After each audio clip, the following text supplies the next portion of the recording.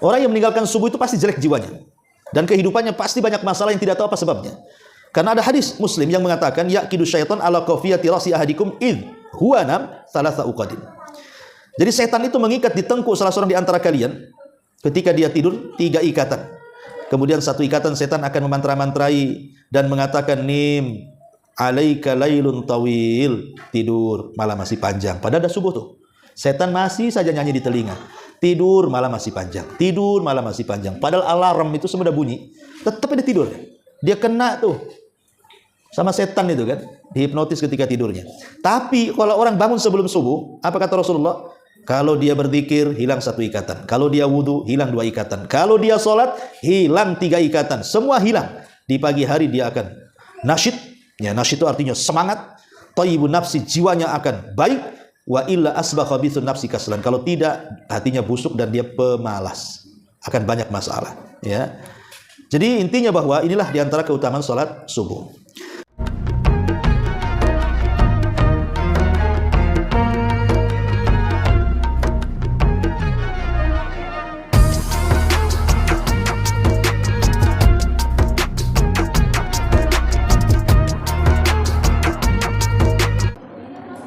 Bismillahirrahmanirrahim.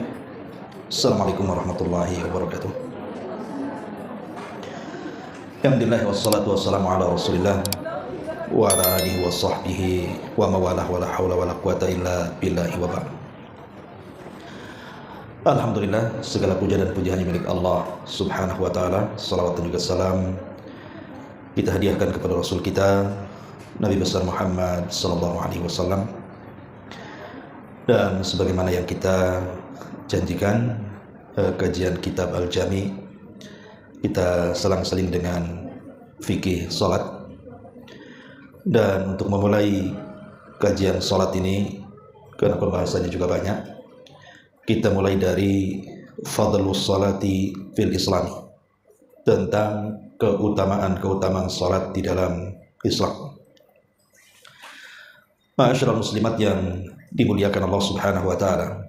Kita tahu bahwa salat ini ibadah yang berbeda dengan ibadah-ibadah rukun Islam yang lainnya. Di antaranya dari segi kewajibannya, di mana salat itu diwajibkan langsung oleh Allah Subhanahu wa taala kepada Rasul di Sidratil Muntaha. Dan tidak ada perantara antara Allah dengan Rasul kita Muhammad sallallahu alaihi wasallam. Ini yang pertama. Sementara ibadah-ibadah yang lain itu diwajibkan dengan perantara Jibril. Seperti puasa, zakat, haji, itu semua lewat perantara Jibril. Tapi salat tidak. Dia langsung antara Allah dengan Rasul tanpa perantara. Kemudian yang kedua, kewajiban salat itu diwajibkan di langit. Sementara kewajiban-kewajiban rukun Islam yang lainnya diwajibkan di bumi. Kemudian juga yang ketiga, bahwa salat itu adalah undangan langsung dari Allah Subhanahu wa taala. Saat peristiwa kesedihan yang menimpa Rasul karena kematian pamannya Abu Talib, kemudian kematian istri tercintanya Khadijah, belum lagi gangguan yang semakin aktif yang dilancarkan oleh orang-orang musyrik, maka Rasul memberikan hadiah. Allah memberikan hadiah kepada Rasul untuk menenangkan hati Nabi, maka diundanglah sampai ke Sidratil Muntaha. Kemudian yang keempat juga, salat ini satu-satunya ibadah yang menjadi penopang dalam Islam. Nabi SAW mengatakan bahwa salat itu tiangnya agama. Dalam sebuah hadis yang sahih, Rasul mengatakan, Raqsul amri al-islamu wa amuduhus salatu wa dhirwatus sanamihil jihadu fi sabilillah. Bahwa pokok urusan hidup manusia itu adalah Islam.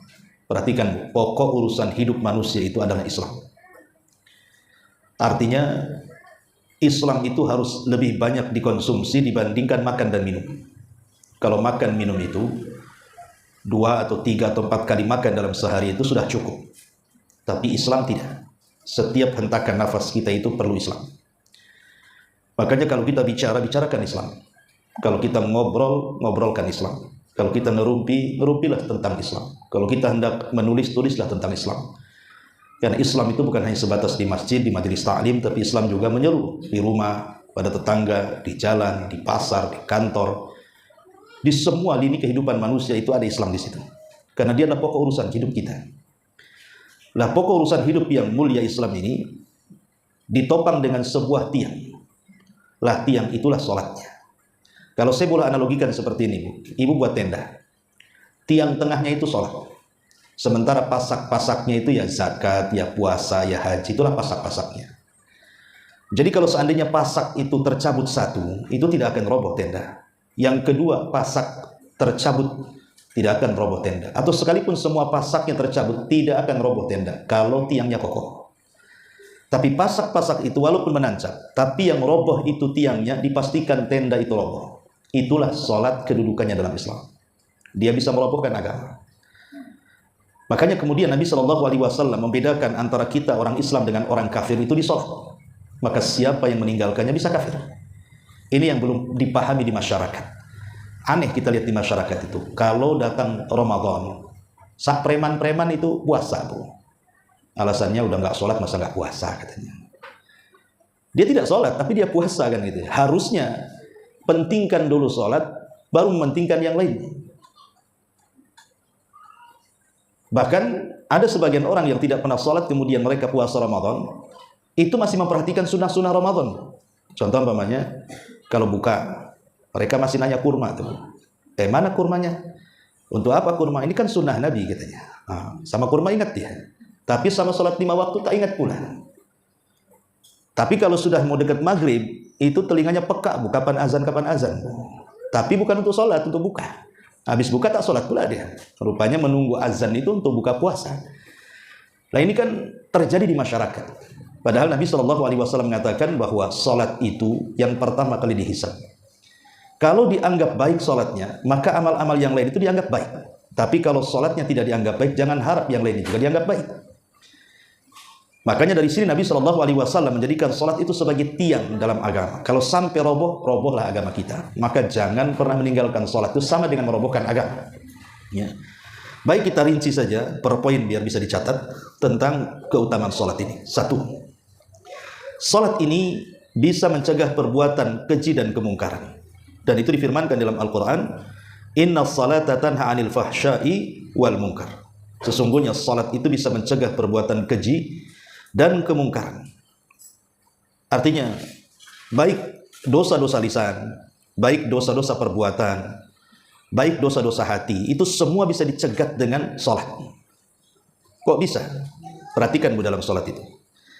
Dalam sholat itu, Bu, saya, ibu atau siapapun, pasti membaca surah Al-Fatihah minimalnya 1 hari itu 17 kali.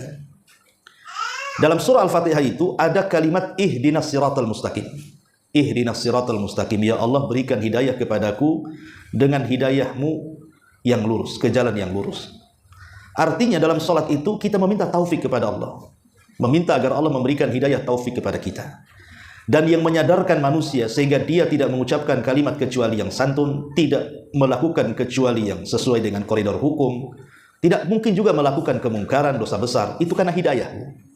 Artinya kalau seandainya doa-doa kita dalam sholat meminta hidayah taufik itu Allah kabulkan, itulah kenapa sholat itu bisa mencegah perbuatan keji dan mungkar.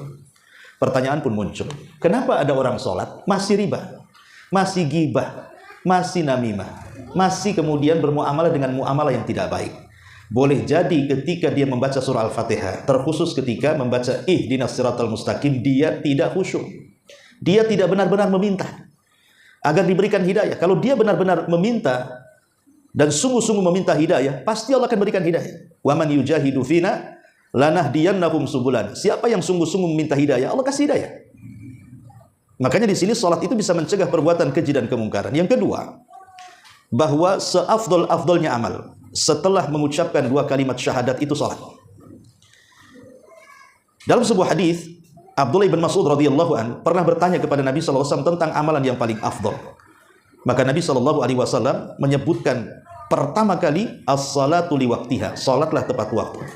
Baru kemudian cerita birrul walidain, kemudian cerita jihad. Bayangkan, salat diutamakan dibandingkan birrul walidain dan dibandingkan jihad. Padahal birrul walidain itu jelas keutamaannya. Apalagi jihad, masuk surga tanpa hisab kan, Bu. Ya, karena salat itu adalah hak yang wajib kita tunaikan kepada Allah. Kalau birrul walidain itu hak yang wajib kita tunaikan kepada makhluk. Makanya salat didahulukan. Disitulah kenapa salat itu seafdol-afdolnya amal setelah 2 kalimat syahadat. Kemudian yang ketiga, salat itu bisa menggugurkan dosa. Nabi SAW pernah mempermisalkan sebuah sungai yang ada di depan rumah. Seandainya di depan rumah itu ada sungai. Sungai itu mengalir dari sumbernya, jernih, tidak ada kotornya. Kemudian ibu mandi sehari 5 kali. Kira-kira bersih enggak, Bu? Bersih lah, Bu. Bisa juga masuk angin tuh. 5 kali mandi sehari, bersih. Ya, kadang ada yang enggak mandi pakai parfum saja ke pengajian. Ya, wangi juga padahal tak mandi tuh. Cuman kalau dia mandi? Ya, mandi 5 kali lagi sehari, bersih lah. Lah, disitulah Rasul mengatakan, begitulah sholat 5 waktu. Seperti Anda mandi 5 kali dalam sehari, bersih itulah juga sholat 5 waktu bisa membersihkan dosa-dosa kita. Ini yang ketiga. Yang keempat, bukan hanya membersihkan dosa-dosa kita. Setiap kita sholat, gugur dosa kita. Setiap kita sholat, gugur dosa kita. Tapi lebih daripada itu, keburukan-keburukan kita itu bisa dihapuskan. Dalam sebuah hadis Nabi SAW mengatakan, as-salawatul khamsu wal jum'atu ilal jum'ati wa ramadhan ila ramadhan mukaffiratun lima bainahunna idza ijtunibatil kabair. Dari salat 5 waktu ke salat 5 waktu berikutnya, artinya dari zuhur ke asar, asar ke maghrib, maghrib ke isya, isya ke subuh, subuh ke zuhur lagi, dan begitu seterusnya, Bu. Antara 2 salat itu, kalau kita betul-betul tadi subuh salat dengan baik, nanti sebentar lagi zuhur salat dengan baik, kemudian asar salat dengan baik, maka antara subuh dengan zuhur di tengah-tengahnya, Bu, itu keburukan-keburukan kita akan dihapus. Nah, ini kan luar biasa. Ya, ini yang keempat. Yang kelima, salat ini nurun li sahibiha. Dia akan menjadi cahaya bagi pemiliknya. Tidak hanya di dunia cahaya itu, tetapi juga cahaya itu akan menerangi dalam kuburannya. Bahkan akan menolong saat kita berada di titian yang gelap gulita, akan dimunculkan cahaya itu. Dalam sebuah hadis, Nabi SAW mengatakan, hadis yang dari sahabat Abdullah bin Umar radhiyallahu anhu. Jadi Nabi SAW satu hari menyebutkan kepada kami para sahabat tentang keutamaan salat. Apa kata Rasul? Man hafadha 'alaiha kanat lahu nuran wa burhanan wa najatan yaumal qiyamah. Wa lam yuhafid 'alaiha lam yakun lahu nurun wala burhanun wala najatun wa kana yaumal qiyamati ma'a Qarun wa Fir'auna wa Haman wa Ubay bin Ka'b. Apa kata Rasul? Barang siapa yang menjaga salat, ibu menjaga salat 5 waktu, maka dia akan memperoleh cahaya, bukti dan keselamatan. 3 keutamaan. Pertama cahaya, yang kedua bukti, dan yang ketiga keselamatan. Kapan itu? Pada hari kiamat. Tapi lihat sebaliknya. Orang yang tidak menjaga salat, kata Rasul, dia tidak akan punya cahaya, dia tidak akan punya bukti di hadapan Allah, dan dia tidak akan selamat pada hari kiamat. Bahkan lebih parah lagi, kata Rasul, nanti pada hari kiamat nerakanya akan disamakan dengan Qarun, dengan Fir'aun, dengan Haman, dan dengan Ubay ibn Khalafid. Subhanallah, ini bukan main-main ancamannya. Ya. Jadi orang yang meninggalkan salat itu, Bu, mereka satu neraka dengan Fir'aun, dengan Haman, dengan Qarun, dan dengan Ubay ibn Ka'ab. Subhanallah. Kenapa kemudian digabungkan dengan orang-orang brengsek kayak gini, Bu? Ya. Qarun itu, atau Haman, atau Fir'aun, ataupun Ubay ini. Pertama, di sini Rasul mengurut dengan sebutan Fir'aun. Kenapa Fir'aun itu tidak mau mengikuti ajakan Nabi Musa? Congkak, karena dia merasa berkuasa. Kenapa kemudian Haman juga ikut-ikutan menjadi penghasut Fir'aun sehingga memusuhi Nabi Musa? Karena dia penjilat pemerintah, menteri penjilat Haman itu. Kenapa kemudian Qarun juga sama menolak ajakan Nabi Musa? Karena dia merasa kaya, Musa miskin. Kenapa Ubay ibn Khalaf dia memusuhi Nabi SAW? Karena dia merasa pedagang paling hebat, paling sukses di zaman itu. Dari sini kita tahu bahwa 4 perkara yang melalaikan salat. Pertama kekuasaan, yang kedua menjilat penguasa, yang ketiga perniagaan, dan yang keempat kekayaan. Itu yang menjadikan orang itu lalai dari salat. Pertama kekuasaan. Kekuasaan itu melalaikan manusia dari salat, dari mengingat Allah Subhanahu wa taala, karena otaknya hanya bagaimana caranya dia berkuasa, enggak peduli dengan Allah Azza wa Jalla. Begitu juga para penjilatnya. Begitu juga sebuah peniaga, kalau dia sudah terhubung hatinya dengan harta, dia lupa dengan Allah itu. Begitu juga orang kaya. Kaya itu sering saya katakan dia sirru tughyan, rahasia bejatnya orang. Orang kalau sudah kaya itu jarang ingat Allah. Karena apa? Karena alat maksiat ada di tangannya. Kekayaan. Dia bisa apa saja dengan uangnya. Nah di sini Nabi SAW mengatakan bahwa orang yang menjaga salat itu, maka mereka akan diberikan cahaya. Lihat wajah-wajah orang salat itu. Wajah-wajah orang salat itu bersinar. Di dunia saja bersinar. Karena mereka selalu dibasuh dengan air wudhu. Nggak perlu Bu pakai skincare Bu ya. Biar ngejreng wajahnya. Wudhu saja. Itu sudah bisa merawat kulit wajah ibu itu.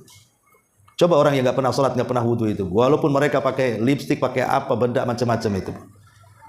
Iya, ketika pakai bedak aja menor, kena hujan habis lah tuh. Ya. Jadi sholat ini di dunia saja memberikan cahaya. Apalagi dalam kubur. Sementara kubur itu kan dasarnya gelap. Tapi orang yang senantiasa menjaga sholat, maka kuburannya akan terang. Dan kelak pada hari kiamat juga, cahaya orang sholat itu akan menerangi titian, sehingga orang yang melintas titian itu mereka tidak akan jatuh. Ya, karena orang jatuh itu kan karena gelap Bu. Bisa nabrak sana, nabrak sini. Ya. Ini yang kelima. Yang keenam, Allah Subhanahu wa Ta'ala akan mengangkat derajat orang yang sholat. Jadi nanti pada hari kiamat, kalau Allah takdirkan masuk surga, maka surga orang-orang yang menjaga sholat itu berbeda dengan surga-surga yang lainnya. Orang kalau gemar sholat di dunia, maka dia akan ditingkatkan derajatnya di surga. Dalam sebuah hadis, Nabi SAW bersabda dalam hadis Buraidah radhiyallahu anhu ketika bicara soal keutamaan sholat isya dan sholat subuh. Kata Nabi SAW, "Basyaril masya'ina fi dhulami ilal masajid bin nuri tam yaumal qiyamah." Hadis daripada Thauban maula Rasulullah SAW. Hadis Thauban maula Nabi SAW. Kata Nabi SAW, "Alaika bi kathratis sujud. Fa innaka la tasjud lillahi sajdatan illa rafa'aka Allahu biha darajatan." Wajib atas kamu memperbanyak sujud wahai Thauban. Karena tidaklah seseorang sujud karena Allah satu kali sujud saja itu sudah akan mengangkat derajatnya. Jadi Allah akan mengangkat derajat orang-orang yang senantiasa salat. Ya. Ini yang nomor 6. Yang nomor 7, bahwa semua orang ingin berjumpa dengan Rasul kan. Saya, ibu atau siapapun lah yang mengaku umat Nabi SAW, pasti keinginan kita kan berjumpa dengan Nabi kan Bu. Karena bagaimanapun kebaikan Nabi SAW kepada kita itu luar biasa. Kalau bukan, sudah tidak mengenal agama, sudah rusak akalnya, rusak kehormatannya, rusak segalanya. Tapi dengan kelahiran Rasul, kemudian dengan adanya Rasul diangkat menjadi Nabi dan Rasul, dia menyelamatkan kita semuanya. Tentu kita akan rindu berjumpa dengan penyelamat kita. Di dunia mustahil, karena jarak kita dengan Rasul sudah beda zaman. 14 abad yang silam Rasul meninggal. Tapi mungkinkah kita bisa berjumpa dengan Nabi SAW? Mungkin, kalau kita bisa masuk surga. Dengan cara apa? Salat. Ya. Makanya ada seorang sahabat namanya Rabi'ah ibn Ka'ab al-Aslami. Rabi'ah itu anak kecil Bu, usianya 10 tahun. Rabi'ah ibn Ka'ab al-Aslami. Tapi walaupun usia 10 tahun, dia itu suka membantu Nabi. Dia jarang disebutkan tidurnya di dekat-dekat rumah Nabi. Jadi dia terus terjaga di malam hari. Karena Rasul itu terkadang bangun di malam hari, entah dia butuh air wudhu, entah dia butuh sandal, butuh siwak, atau kebutuhan lainnya lah di malam hari. Lah yang selalu menyiapkan itu semualah Rabi'ah ibn Ka'ab al-Aslami. Padahal usianya 10 tahun Bu, tapi sudah mengabdi kepada Nabi. Jadi karena kebaikannya Rabi'ah ibn Ka'ab al-Aslami ini, maka Nabi SAW ingin memberikan hadiah kepada Rabi'ah ini karena kebaikannya. Dan ingat, ini disebut wafa namanya Bu ya. Akhlak Rasul itu salah satunya wafa. Wafa itu sering saya katakan, kalau ibu berbuat baik kepada saya 1 kali, saya akan berbuat baik kepada ibu 10 kali. Itu disebut wafa. Dan itu akhlaknya para nabi, akhlaknya para ulama. Jadi biasakan Bu, ibu itu punya akhlak wafa. Ya, wafa itu kalau ada orang berbuat baik kepada ibu 1 kali, ibu balas 10 kali. Lah Nabi SAW itu akhlak wafanya luar biasa. Jadi Nabi mengatakan kepada Rabi'ah ibn Ka'ab al-Aslami ini, kata Nabi SAW, "Ya Rabi'ah, sal, mintalah, aku akan beri. Mintalah sesuatu, aku akan beri." Rabi'ah ini umur 10 tahun Bu. Pertanyaannya Bu, kalau ibu punya anak umur 10 tahun, kemudian bapaknya ngomong sama anaknya, "Nak, ingin apa?" Kira-kira jawabannya apa anak ibu tuh? Ingin handphone kan Bu ya? Ya ingin handphone lah Bi. Ya itu apalagi gadget, ingin Android, ingin apalah, pokoknya berhubungan dengan game lah biasanya. Tapi lihat Rabi'ah ibn Aslam, karena dia memang kehidupannya juga di sekitar Nabi, di lingkungan orang baik. Ketika Rasul mengatakan seperti itu, apa dia mengatakan apa? As'aluka ma'aka fil jannah. Rasul, aku hanya ingin bersamamu di sorga. Aku hanya ingin menjadi temanmu di sorga. Subhanallah. Apakah Nabi SAW menolak? Tidak. Rasul hanya mengatakan kepada Rabi'ah, kalau begitu baik, awa ghairu dzalik. Ada enggak yang lainnya? Kata Rabi'ah, tidak ada Rasul, itu saja. Wadah. Maka Rasul mengatakan, fa'inni ala nafsika bi kathrati sujud. Kalau begitu bantu supaya Allah mengabulkan keinginanmu menjadi temanku di sorga, perbanyak salat, perbanyak sujud. Dari sini istinbat para ulama, hadis mengatakan bahwa di antara perkara yang bisa menjadikan kita berjumpa dengan Rasul, walaupun seandainya sorga kita akan berbeda dengan sorga Rasul, tentu tidak mungkin sama sorga kita dengan sorga Nabi. Tapi Nabi SAW bisa berkunjung menemui kita dengan cara apa? Perbanyak salat. Ya, ini juga di antara keutamaan yang disebutkan oleh para ulama. Kemudian yang nomor 8, bahwa semata-mata berjalan kaki ke masjid untuk sholat, itu setiap langkahnya saja sudah dicatat pahala, dihapuskan dosa dan diangkat derajat. Itu jalan kakinya, Bu. Belum sholatnya, baru jalan kakinya. 1 langkah mendapatkan pahala, 2 langkah menghapuskan dosa, 3 langkah mengangkat derajat.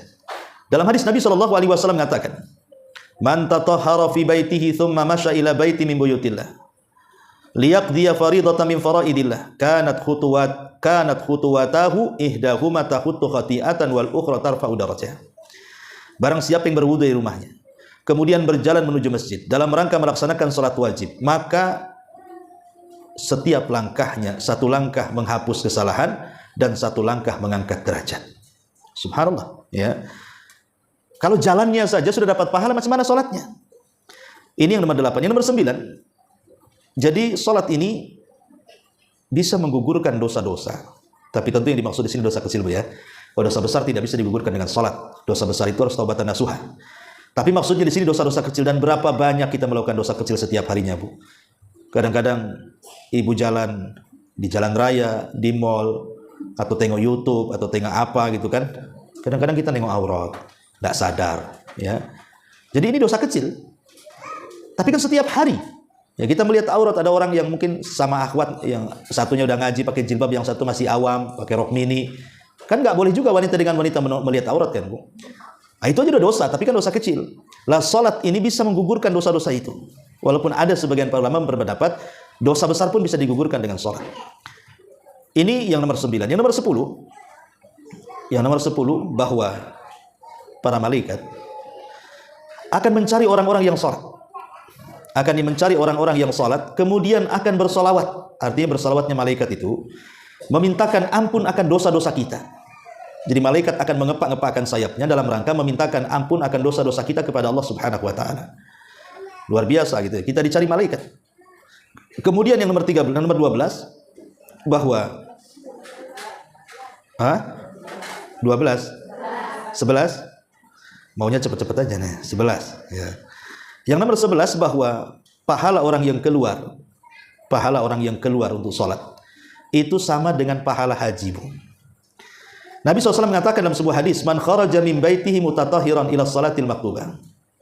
Barang siapa yang keluar dari rumahnya dalam kondisi sudah berwudu untuk melaksanakan salat wajib, fa ajruhu ka ajril hajj, maka pahalanya sama dengan haji. Subhanallah. Coba hanya niat dari rumah, berwudu, kemudian ke masjid, salat 5 waktu, balik lagi, itu pahalanya sama dengan haji. Kan luar biasa, Bu. Coba kalau orang yang 5 waktu ya kan rajin ke salat, ke masjid, balik lagi, berarti kan 5 waktu lah didapat pahala haji itu. Itu kalau dikasih titel haji itu haknya udah banyak kali, Bu. Ya. Karena bolak-balik kan itu. Gimana kalau anak-anak sudah haji? Ya. Baik, balik lagi, enggak usah cerita anak-anak haji. Kemudian yang nomor 13, 12, loncat lagi. Yang nomor 12, intidharu haribatun fi sabilillah. Menunggunya saja itu sama dengan orang yang menunggu di perbatasan ketika perang. Namanya ribat. Pahala ribat itu kan besar, Bu. Kalau orang meninggal ketika ribat, menjaga perbatasan saat perang itu, kalau dia mati kan nggak ada dapat fitnah kubur itu. Fitnah kubur nggak ada, pertanyaan malaikat nggak ada orang-orang yang ribat itu. Lah orang yang menunggu sholat sebelum sholat Kata Nabi sallallahu alaihi wasallam, "Wa intidharus salati ba'da salati fadzalikumur ribat, fadzalikumur ribat." Orang yang menunggu salat ke salat berikutnya itu sama dengan ribat. Sama dengan ibu menunggu perbatasan, menjaga negara, jangan sampai dicaplok, jangan sampai dijajah.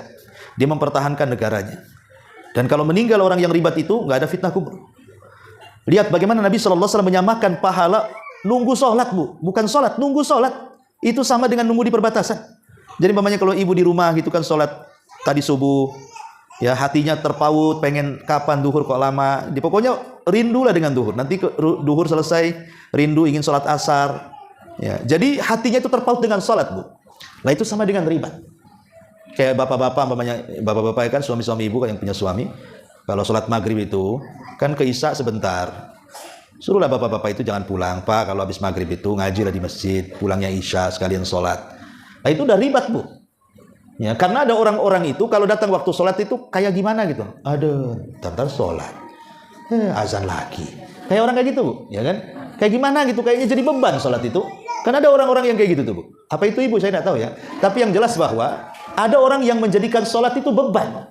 Harusnya itu kan sholat itu kebutuhan. Kalau beban itu begini, Bu, bedanya beban dengan kebutuhan itu. Kalau sholat itu dijadikan beban, kayak orang bayar utang, Bu. Plong. Udah bayar utang, plong. Nah, itu namanya beban, Bu. Jadi kalau tadi sudah sholat subuh itu, aduh, enak. Kayak yang bayar utang. Tapi kalau orang yang menjadikan sholat itu kebutuhan, itu memang butuh sama sholat kan. Kapan lagi sholat, dia belum rasa plong karena ingin sholat lagi. Itulah bedanya kebutuhan dengan beban. Lah kebanyakan saya, ibu atau siapapun gitu ya, kebanyakan mungkin level sholat kita ini masih beban lah. Ya, jadi kalau sudah sholat plong tuh, alhamdulillah sudah sholat katanya tadi. Coba tadi nggak sholat. Lah ini sholat kita harus lebih ditingkatkan lagi karena jangankan sholatnya, nunggu sholatnya saja sama dengan ribat. Luar biasa ya kan. Kemudian juga sholat ini disebutkan idza tatahhara wa kharaja ilaiha fa huwa fi salatin. Jadi kalau seandainya seseorang itu bersih dari hadas kecil hadas besar, kemudian dia salat. Selepas salat dia menunggu salat lagi kayak tadi. Bukan hanya sekedar ribat, Bu, pahalanya. Tapi ibu dianggap salat. Jadi dari salat ke salat, kalau salat pertama ke salat kedua itu karena sebuah kerinduan ingin melaksanakan salat berikutnya, maka setelah dari salat ke salat itu ibu dianggap salat. Coba, Bu, kalau seandainya dari isya ke subuh, ibu rindu ingin sholat subuh, sampailah ibu tertidur, maka dari isya ke subuh itu dianggap sholat saat tidur-tidurnya. Nah, luar biasa, Bu, ya kan? Inilah diantara rahmat karunia yang Allah Subhanahu Wa Taala anugerahkan kepada kita. Ya. Dan orang yang banyak sholat di dunia, artinya orang yang banyak berdiri. Siapa yang banyak berdiri di dunia, maka dia akan sedikit berdiri di akhirat. Siapa yang banyak berdiri sholat di dunia, maka dia akan sedikit berdiri di akhirat di padang mahsyar. Tapi siapapun yang sedikit berdiri di dunia, jarang sholat, maka dia akan lama berdiri pada mahsyar. Naudzubillah. Ya, maka ini keutamaan sholat yang luar biasa. Ini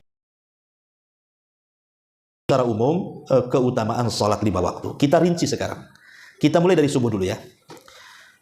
Jadi sholat subuh ini ulama menyebutnya dengan sholat wusta. Kan menjadi khilaf ulama. Ketika Allah Subhanahu wa taala berfirman, "Hafidhu 'alas sholawati was sholatil wusta." Jaga oleh kalian sholat 5 waktu, terutama sholat wusta. Kenapa begitu istimewa sholat wusta ini sampai disendirikan dari sholat 5 waktu? Karena sholat wusta ini menentukan sholat-sholat yang lainnya, dan pahalanya paling besar kalau dilakukan dibandingkan sholat-sholat yang lainnya. Jadi kalau sholat duhur, asar, sholat duhur ataupun, tapi kalau seandainya subuh dan asar itu pahalanya 2. Jadi yang mencatat 2 malaikat. Kalau duhur yang mencatat 1 malaikat, maghrib yang mencatat 1 malaikat. Kalau asar dengan subuh itu 2 malaikat yang mencatat. Malaikat malam dan malaikat siang. Karena Nabi SAW mengatakan, "Yata'aqabuna fikumul malaika. Malaikatul laili wa malaikatun nahar."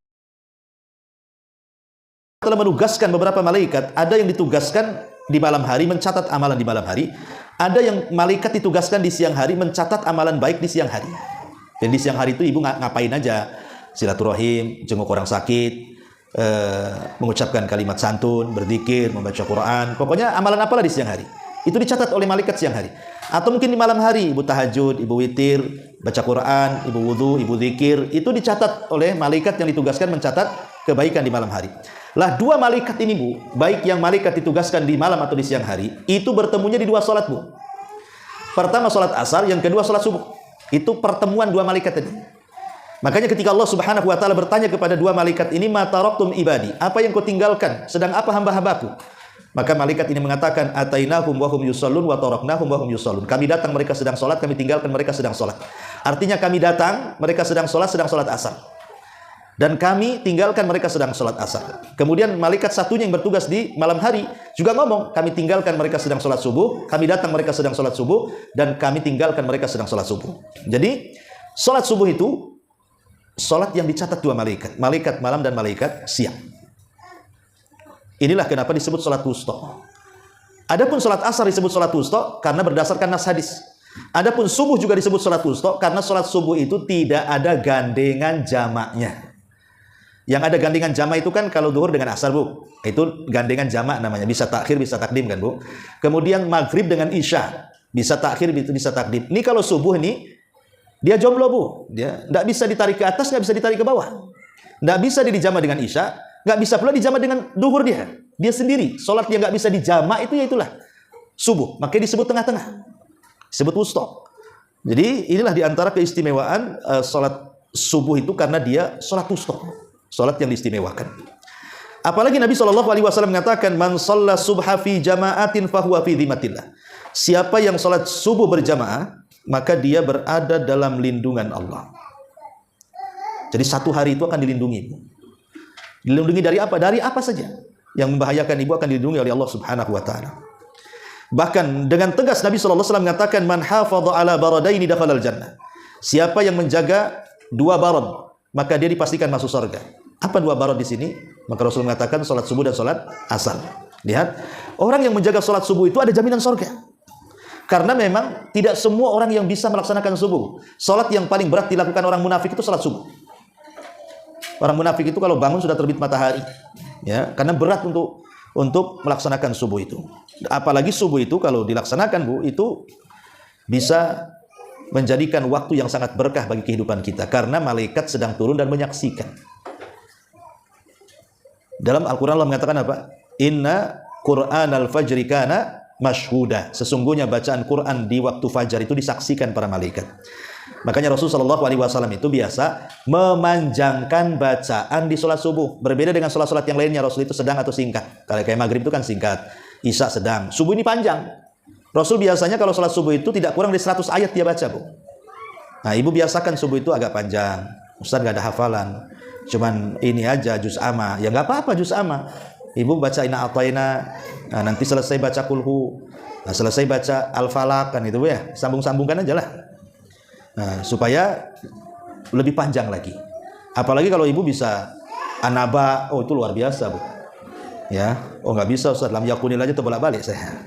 Ya nggak apa-apa, yang pendek-pendek saja. Karena sholat wajib itu tidak boleh memaksakan bacaan Bu. Karena ada orang yang memaksakan bacaan sampai pegang mushaf, nggak boleh. Bolehnya sholat pegang mushaf itu hanya sholat sunnah. Ibu kalau tahajud pengen lama, nggak banyak hafalan, boleh pegang mushaf.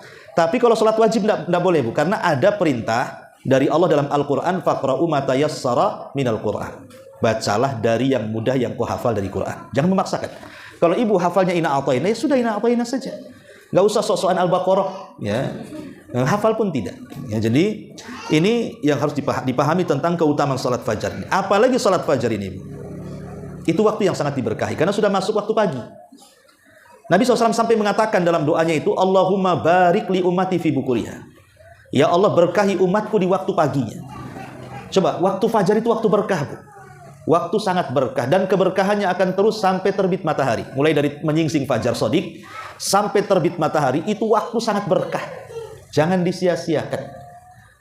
Ya, karena di waktu itu rizki kita dirahasiakan.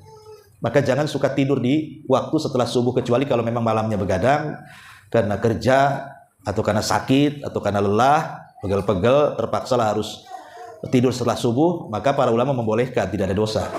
Cuman kalau memang membiasakan tidur setelah subuh itu tidak baik. Ulama mengatakan makruh, tidak baik, dibenci. Karena itu waktu berkah. Sampai-sampai Imam Ibnul Qayyim rahimahullahu taala mengatakan, orang yang membiasakan meninggalkan begadang setelah subuh, artinya tidur, membiasakan tidur setelah subuh, itu akan dicabut keberkahan hidupnya, keberkahan keluarganya, keberkahan usahanya, semua berkahnya akan dicabut. Maka sayang gitu ya, makanya orang yang biasanya melaksanakan subuh, itu hidupnya akan tenang. Ya, rumahnya akan senantiasa berkah. Berkah itu tidak mesti kaya, ya. Berkah itu ketenangan, anak-anaknya jadi soleh dan soleha, ya, kemudian rumah tangganya makin harmonis dan begitu seterusnya kalau betul-betul satu keluarga itu melaksanakan sholat fajar. Karena berkah itu kan kebaikan yang menetap, Bu. Ya, tapi kan kebanyakan orang-orang tidak paham bahwa sholat fajar itu sholat yang penuh dengan berkah. Apalagi kalau cuaca bagus. Ini saya sering nasihati ya. Ya di mana aja lah. Ya termasuk keluarga saya juga saya sering nasihati kalau habis subuh bukan hanya jangan tidur, bukalah tuh jendela-jendela tuh. Biar masuk angin. Ya, angin soba namanya. Angin soba itu angin yang senantiasa menolong Rasul ketika perang. Kata Nabi SAW, nusirtu bis soba, aku senantiasa ditolong dengan angin subuh. Maka biarkan angin itu masuk. Ya, supaya ya selain daripada masuk. Makanya kalau ibu lihat riwayat-riwayat tentang wanita-wanita di zaman Nabi yang ke masjid sholat jamaah itu tidak pernah ibu dapat riwayatnya kecuali sholat subuh. Bukan berarti sholat jamaah bagi wanita selain subuh tak boleh, asal memenuhi syarat. Cuman kan maksudnya kalau kita melihat riwayat dari sahabiah wanita-wanita di zaman Nabi, kalau ke masjid itu hanya ada di sholat subuh. Kenapa? Setelah dijelaskan oleh para ulama, karena salah satu hikmahnya adalah riyadhiyah. Jadi wanita-wanita di zaman Rasul itu sekalian subuh itu sekalian olahraga.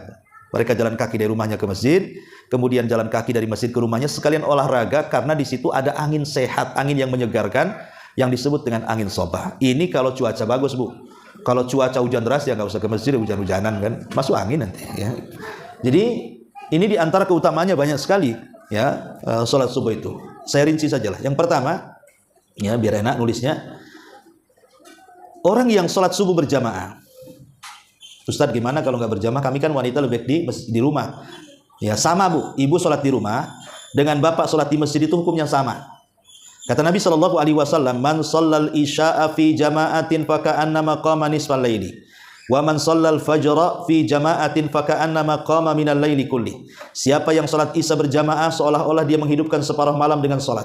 Siapa yang disusul dengan fajar berjamaah maka seolah-olah dia menghabiskan satu malam sholat. Luar biasa, Bu. Jadi isya separuh, subuh separuh, kalau digabung berarti semua malam dia hidupkan untuk sholat. Maka jangan meninggalkan sholat jamaah. Bagi perempuan kan di rumah, Bu, minimal sholat tepat waktu supaya pahalanya sama dengan bapak-bapak. Ya, ini yang pertama. Yang kedua, tadi saya disebutkan bahwa sholat subuh itu ada jaminan dari Allah. Kita dijamin oleh Allah keselamatan. Kemudian yang ketiga, nurun yaumal qiyamah, akan mendapatkan cahaya pada hari kiamat. Makanya kan doa yang diajarkan Rasul kalau kita berjalan dari rumah menuju masjid itu, apa doa yang diajarkan Rasul itu? Allahumma ij'al fi qalbi nuran wa fi lisani nuran waj'alni sam'i nuran waj'alni fi basari nuran waj'alni min khalfi nuran wa min amami nuran waj'alni min fawqi nuran, dan seterusnya. Ya Allah, jadikan dalam hatiku cahaya, lisanku cahaya, telingaku cahaya, pemandanganku cahaya, di belakangku cahaya, di depanku cahaya, di atasku cahaya, di bawahku cahaya. Jadikan aku jadi cahaya. Jadi doa-doa orang-orang yang di zaman Rasul itu, Rasul mengajarkan doa itu minta cahaya. Makanya Rasul mengatakan basyiril masya'ina fi dzulami ilal masajid bin nuri tam yaumal qiyamah. Kasih kabar gembira tuh orang-orang yang jalan-jalan malam-malam itu ke masjid dengan cahaya sempurna pada hari kiamat. Maksudnya jalan-jalan malam-malam di kegelapan menuju masjid itu akan mendapatkan cahaya pada hari kiamat. Maksudnya salat isya dan subuh. Karena kan zaman dulu isya dan subuh itu gelap, Bu. Kalau zaman sekarang ya lah banyak listrik. Kalau zaman dulu kan nggak ada listrik, betul-betul gelap isya dengan subuh. Makanya kenapa pahalanya luar biasa. Kemudian yang keempat, bahwa salat subuh tadi saya sudah katakan mendapatkan dua catatan malaikat, malaikat siang dan malaikat malam. Kemudian juga lebih daripada itu, jangan lagi subuhnya, Bu ya. 2 rakaat subuhnya saja yang disebut dengan rakaatai al-fajr itu, 2 rakaat fajar itu, Rasul mengatakan khairun minad dunya wa ma fiha. Itu lebih baik dibandingkan dunia dan isinya. Itu salat sunnahnya, macam mana subuhnya? Kalau salat sunnahnya saja lebih baik daripada dunia dan isinya, macam mana pula salat wajibnya kan? Luar biasa, rugi orang yang meninggalkan salat subuh itu. Kemudian juga salat subuh ini mendatangkan rizki dan berkah karena doa Rasul tadi yang disebutkan Allahumma barik li ummati fi bukuriha, ya Allah berkahi umatku di waktu paginya. Kemudian juga dapat kabar gembira surga. Man shallal baradaini dakhalal jannah. Siapa yang menjaga dua barad, maksudnya salat asar dan subuh, dijamin masuk surga. Kemudian dihindarkan dari sifat munafik. Karena yang berat salat bagi orang itu, orang munafik itu subuh dan isya. Berarti kalau ibu salat subuh terbebas dari sifat munafik. Bahkan bukan hanya itu, ibu terbebas dari kencing setan. Kencing setan. Kan ada sebuah hadis begini, Bu, dari Abdullah bin Mas'ud ya. Jadi seorang laki-laki ada di samping Nabi. Bertanya Rasul, ada seorang Abdullah bin Mas'ud, laki-laki maksudnya, Abdullah bin Mas'ud bertanya tentang seorang laki-laki yang tidur sampai pagi, sampai bablas subuhnya. Apa kata Rasul? Dzakar rajul bala syaitanu fi udhuni. Orang itu sedang dikencingi setan telinganya. Coba, Bu. Jadi orang yang tidak sholat subuh itu sedang dikencingi setan telinganya. Maaf ini, Bu ya. Seandainya telinga ibu dikencingi kawannya, marah nggak, Bu? Marah lah, kurang ajar katanya. Masa aku dikencingi telinganya? Kok sama setan ibu tak marah? Ya. Hari-hari dikencingi kan orang-orang yang nggak pernah sholat subuh, kok nggak marah sama setan? Coba kalau orang yang ngencingi kan marah tuh. Artinya begini, Bu. Kalau orang ngencingi orang, apalagi telinga, itu kan bagian daripada kepala, itu kan menghina namanya, Bu. Lah berarti hari-hari dihina setan kok nggak marah dia? Nah ini yang jadi masalah. Ya, jadi dia sedang dihinakan setan. Berarti orang yang bangun subuh, dia sudah menghilangkan kehinaan setan. Ada yang memaknai seperti itu. Makna yang kedua, dikencingi setan, artinya telinganya disumpal oleh kencing setan sehingga susah mendapatkan nasihat. Maka lihat, Bu, orang-orang yang degil kalau nasihati itu berarti subuhnya masalah tuh. Ya, karena kesumpal tuh itu sama kencing setan, nasihat pun tidak masuk. Ya. Jadi hidayah ditutup di telinganya, naudzubillah. Ya, termasuk juga jelek jiwanya. Orang yang meninggalkan subuh itu pasti jelek jiwanya. Dan kehidupannya pasti banyak masalah yang tidak tahu apa sebabnya. Karena ada hadis Muslim yang mengatakan yaqidu syaitan ala qafiyati rasi ahadikum id huwa nam thalatha uqadin. Jadi setan itu mengikat di tengkuk salah seorang di antara kalian ketika dia tidur 3 ikatan. Kemudian 1 ikatan setan akan memantra-mantrai dan mengatakan nim alaika lailun tawil, tidur malam masih panjang. Padahal ada subuh tuh. Setan masih saja nyanyi di telinga. Tidur malam masih panjang. Tidur malam masih panjang. Padahal alarm itu sudah bunyi, tetap dia tidur. Dia kena tuh sama setan itu kan, dihipnotis ketika tidurnya. Tapi kalau orang bangun sebelum subuh, apa kata Rasulullah? Kalau dia berzikir, hilang 1 ikatan. Kalau dia wudu, hilang 2 ikatan. Kalau dia sholat, hilang 3 ikatan. Semua hilang. Di pagi hari dia akan nasyid. Ya, nasyid itu artinya semangat. Thayyibun nafsi, jiwanya akan baik. Wa illa asbah khabithun nafsi kaslan. Kalau tidak, hatinya busuk dan dia pemalas. Akan banyak masalah. Ya. Jadi intinya bahwa inilah diantara keutamaan sholat subuh. Adapun keutamaan sholat duhur, kita lihat keutamaan sholat rawatib qabliyah ba'diyahnya. Ummu Habibah radhiyallahu anha mengatakan dari Nabi SAW, man shalla arba'an qabla zuhri wa arba'an ba'daha lam tamassahun nar. Siapa yang sholat 4 rakaat sebelum duhur, 4 rakaat setelah duhur, neraka tidak akan menyentuhnya. Subhanallah. Kalau qabliyah ba'diyahnya saja, seseorang yang menjaga 4 rakaat sebelum duhur, 4 rakaat setelah duhur, tidak akan tersentuh api neraka. Macam mana dengan duhurnya? Kita melihat keutamaan sholat sunnahnya dulu ya. Macam mana dengan duhurnya? Ya, luar biasa, Bu. Ya, jadi bahkan disebutkan dalam hadis itu, man shalla fi yaumin wa lailatin itsnatai asyrata rakaatan bunya lahu baitun fil jannah. Barang siapa yang menjaga dalam sehari semalam itu 12 rakaat, maka akan dibangunkan padanya surga. Lah 12 rakaat itu salah satunya qabliyah zuhur dan ba'diyahnya. Ya, dijanjikan Allah akan bangunkan 1 istana di surga. Subhanallah. Ya, setiap hari. Ya. Ini zuhurnya. Kemudian kita masuk asarnya. Asarnya tadi saya sudah singgung sedikit, ya. Dan bisa ditambah kenikmatan di surga itu, Bu. Yang paling tinggi adalah melihat Allah. Itu yang paling tinggi. Kalau seseorang bisa dan mampu melihat Allah, maka itu kenikmatan yang lebih nikmat dibandingkan surganya itu sendiri. Surga enggak seberapa nikmatnya dibandingkan kita memandang wajah Allah. Lah salah satunya Rasul mengatakan, "Ini istata'tum an taghlibu ala salatin qabla tulu'i syamsi wa qabla ghurubiha faf'alu." Jadi kalau kalian ingin melihat Allah dan kalian bisa untuk mengalahkan hawa nafsu sehingga kalian bisa sholat sebelum terbit dan sebelum terbenam, artinya subuh dengan dengan asar, maka lakukanlah. Kata ulama mengatakan inilah diantara keutamaan sholat asar, akan dihadiahi bisa melihat Allah kelak pada hari kiamat. Dan ini kenikmatan yang luar biasa. Cukup hadis ini saja sudah menjelaskan betapa agungnya salat asar itu. Apalagi asar tadi saya katakan salah satu daripada salat wusta. Ya, buru-buru aja karena saya ada kajian juga di Al-Falah. Kemudian salat maghrib, ya salat maghrib. Nabi SAW ketika bicara soal maghrib ini salat yang luar biasa, salat yang paling dicintai Allah. Kenapa salat maghrib itu salat yang paling dicintai Allah? Karena salat satu-satunya yang ganjil bilangannya itu maghrib. Isya 4 rakaat, subuh 2 rakaat, duhur 4 rakaat, asar 4 rakaat. Yang ganjil itu maghrib kan, Bu? 3 dia. Ya, makanya disebutkan salat maghrib itu adalah witirnya siang. Jadi salat maghrib itu witirnya siang. Jadi setelah asar antara malam dengan siang, pertengahannya kan maghrib. Lah itu disebut witirnya siang. Makanya Nabi SAW mengatakan, Innallaha yuhibbul witra. Innallaha witrun yuhibbul witra. Allah itu ganjil dan suka yang ganjil-ganjil. Lah salat maghrib itu salat ganjil. Karena 3 rakaat. Dan Allah sangat suka dengan yang ganjil-ganjil. Bahkan Nabi SAW mengatakan, La tazalu ummati alal fitrah, ma lam yuakhirul maghriba hatta tashtabikan nujum. Manusia, umatku kata Rasul, akan senantiasa di atas kebaikan selama mereka melaksanakan maghrib. Ya, selama mereka melaksanakan maghrib maka manusia akan di atas kejayaan. Coba bayangkan. Dalam riwayat sampai mereka tidak mengakhirkan maghrib sampai bintang muncul. Artinya sholat maghrib itu segerakan, Bu. Teng azan cepat sholat, jangan sampai muncul bintang. Kenapa? Karena akan tasyabuh dengan ibadahnya ahli kitab. Makanya di sini Nabi SAW mengatakan apa? Manusia ini, maksudnya umatku kata Rasul, akan senantiasa di atas kejayaan. Artinya akan jaya, tidak mudah dikalahkan musuh-musuhnya. Selama mereka tidak mengakhirkan maghrib sampai bintang muncul. Lalu apa kejayaan dengan maghrib? Karena sholat maghrib itu menyelisihi ahli kitab. Dan dalam penyelisihan itu ada kejayaan. Dan yang terakhir, sholat isya, jelas tadi kalau sholat isya berjamaah dia akan mendapatkan setengah malam dia habiskan untuk sholat malam gitu ya. Dan kalau ditambah dengan subuh berarti 1 malam suntuk dia gunakan untuk sholat.